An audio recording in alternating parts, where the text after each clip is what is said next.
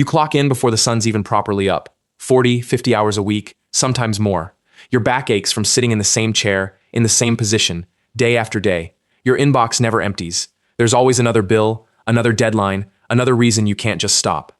And somewhere in the back of your mind, there's this fantasy: retire one day, finally rest, finally do nothing, and not feel guilty about it. Now here's the part that should genuinely make you angry. 10,000 years ago, your ancestors were already living that dream. Every single morning, for free. Nobody handed it to them after 40 years of labor. They just woke up and had it. And then, somewhere along the way, we gave it up. Let that sink in for a second. The moment we're taught to call the greatest leap forward in human history, the invention of agriculture, might actually be the worst trade our species ever made. Let's go back. Way, way back.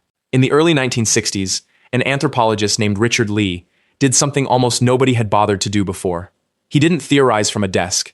He went and lived alongside the Juhamsi people in the Kalahari, one of the last groups on Earth still surviving the way humans survived for most of our existence, and he simply timed their days.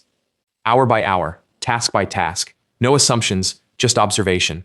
And what he found completely dismantled the story we'd all been told about ancient life being nothing but a desperate, exhausting scramble to survive. These people spent roughly 15 to 20 hours a week actually getting food. That's it. 2, maybe 2.5 working days by our standards. The rest of the week? Gone. Free. Entirely theirs to do with as they pleased. And here's the thing that makes this really hard to dismiss. It wasn't some one-off fluke, some lucky tribe sitting on a lucky patch of land. Anthropologists went looking in completely unrelated corners of the planet, among people who had never met each other, who spoke different languages, hunted different animals, lived through different climates, and the number kept landing in almost exactly the same range. Which means this wasn't luck. It wasn't a fluke of geography. It was simply how humans lived, almost everywhere, for the overwhelming majority of our time on this planet. So what were they doing with all that spare time? Sitting around terrified, waiting for something to kill them? Not exactly. They were talking, laughing around a fire, raising children together as a group, not in isolation, grooming each other, the way you'd absent-mindedly hold someone's hand. And some of them, remarkably, were making art. Because here's something that almost nobody thinks about when they picture primitive humans. Art takes time, real time. Deep in caves in southern France, researchers found paintings of horses and lions rendered with shading, with movement, with a level of skill that takes hours of focused, deliberate work by firelight. In South Africa, archaeologists pulled tiny shell beads out of the ground, each one painstakingly drilled through with a stone tool, carried tens of kilometers from the nearest coast, just so someone could string them into jewelry. Someone found a flute carved from a bird bone, with finger holes spaced precisely enough to play actual music. None of this was for survival. None of it fed anyone or kept anyone warm. It existed purely because these people had the time, the safety, and the mental space to create something beautiful just because they could. Ask yourself honestly, when was the last time you made something with your hands purely for the joy of it, with no deadline and no audience? Now here's where the story gets uncomfortable, because we don't actually have to take anyone's word for any of this. The bones themselves tell us. When archaeologists dig up skeletons from the earliest farming communities and lay them next to the skeletons of hunter-gatherers who came before them, the difference is honestly kind of brutal to look at. The farmers were shorter, noticeably, measurably shorter. Their teeth were wrecked, cavity after cavity, the direct result of diets that had suddenly narrowed down to grain instead of the wildly varied, nutrient-dense foods their ancestors used to eat. Their spines show the exact kind of wear you'd expect from someone bent over doing the same repetitive motion for decades straight, because that's precisely what they were doing. Season after season, harvest after harvest, generation after generation, with no end in sight. The hunter-gatherers, by comparison, tell a completely different story. Taller, denser, stronger bones, healthier joints with far less degeneration. Their skeletons belong to people who moved constantly, but never in that same grinding, repetitive, joint-destroying way that farming demands. So sit with that for a moment. We were taught that farming meant progress, that it meant stability, safety, a better life for everyone.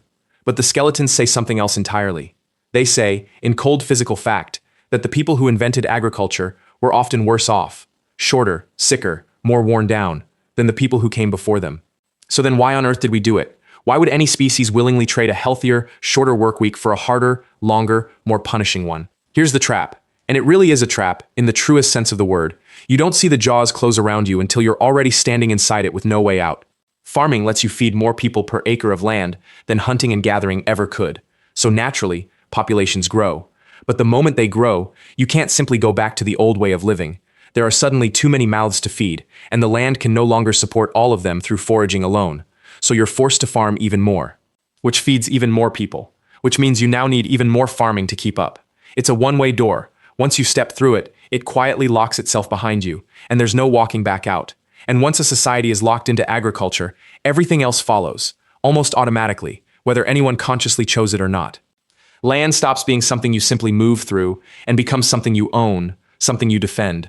Ownership inevitably means some people end up with more than others. That growing inequality needs protecting, so now you need soldiers. Soldiers need organizing and commanding, so now you need leaders, and leaders need people beneath them who answer to orders. Somebody has to track who owns what, who owes what, who worked how many hours in whose field. And just like that, you need administrators, records, taxes, hierarchy. Stack all of that on top of itself for a few thousand years, and you eventually get exactly what you're living inside of right now. A job you didn't design, a boss you answer to, a schedule that was never really yours to begin with, rent or a mortgage sitting quietly in the background of every single decision you make. The constant low hum of owing something to someone every single day for your entire life. And here's the part that stings the most. None of this happened because it actually made life better for the people living through it. It happened because once the first domino toppled, there was simply no mechanism left to stop the rest from falling too. Nobody sat down at any point in history and consciously chose this system over the old one because they'd weighed the evidence and decided it was superior. It's just where the math eventually, inevitably landed, one small decision compounding into the next, until there was no way back. We like to tell ourselves that human history is one long, unbroken climb upward, that we are, by definition, the most advanced, most comfortable, most fortunate version of our species there's ever been. And in plenty of narrow ways, sure, that's genuinely true. But in the one way that might actually matter the most to how a single life feels day to day, how much of your own time truly belongs to you, we went backwards, hard, and we've mostly convinced ourselves not to notice. Here's the part that should really sit with you tonight.